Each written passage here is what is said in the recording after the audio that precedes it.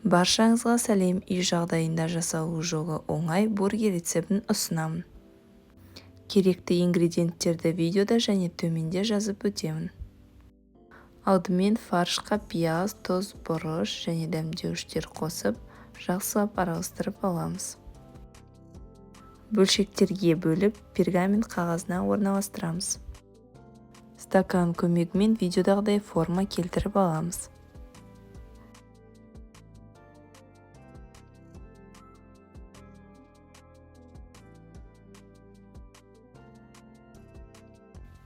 Енді ортасына кетчуп жағып шығамыз.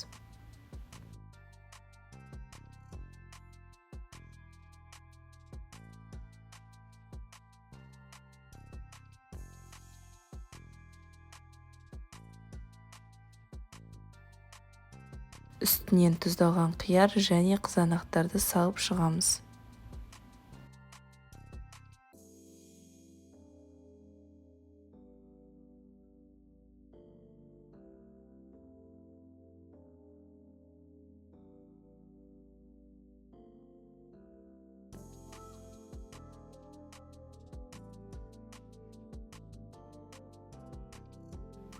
Енді майонезді жағып шығамыз.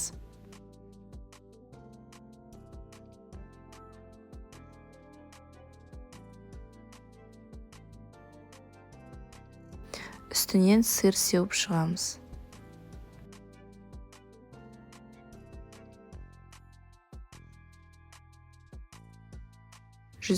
градус қызып тұрған духовкада 30 минут пісіріп аламыз. Дайын тоқашты екіге бөліп аламыз.